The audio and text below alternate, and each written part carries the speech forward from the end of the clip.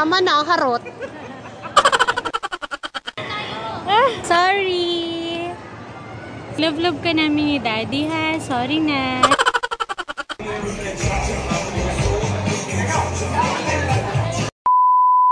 Hi mga mami!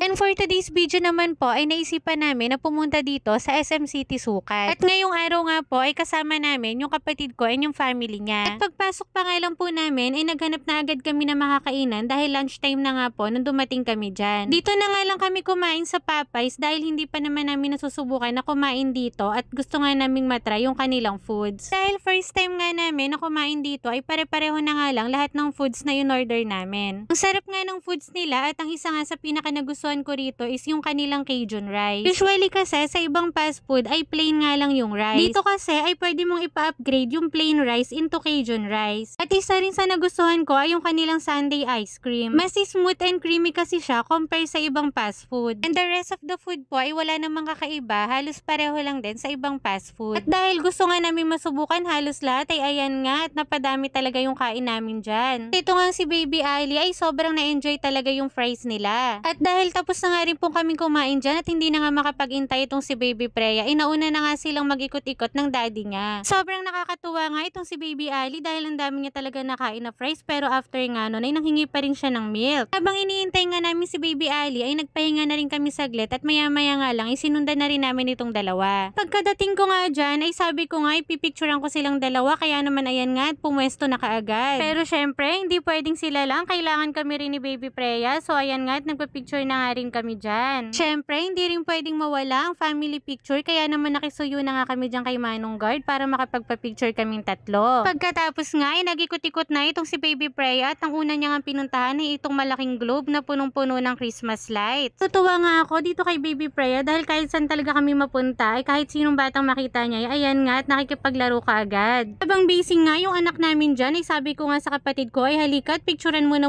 kami dito at kunyari kami ay mga teenager na wala pang anak. Kaso lang, ayan na nga at maya-maya nga lang sumulpot na yung bantay namin at sabi ko nga ay wait lang kami muna ni Daddy. Pagbigyan mo na muna kaming magharutan dito kahit 1 minuto lang. Tama na, harot.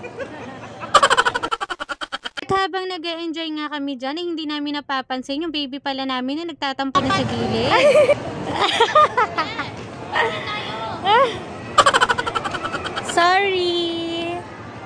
Sorry. Love-love ka namin ni Daddy ha. Sorry na. Halika na. Kami na.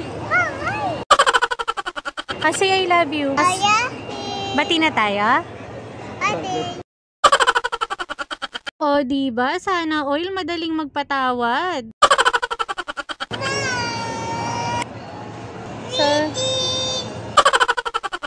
At dahil okay na nga agad yung bebe namin dyan, ay umakyat na nga kami sa 2nd floor para naman kami ay makapag-ikot-ikot pa nga. Pagdating nga namin sa taas, ay pumasok na agad kami rito sa SM Appliance. Nandito kasi yung kapatid ko at nag-i-inquire nga sila ng gamit para sa kanilang paglipat. Habang iniintay nga namin sila dyan, ay naglibot-libot na muna kami para malibang itong si Baby Freya.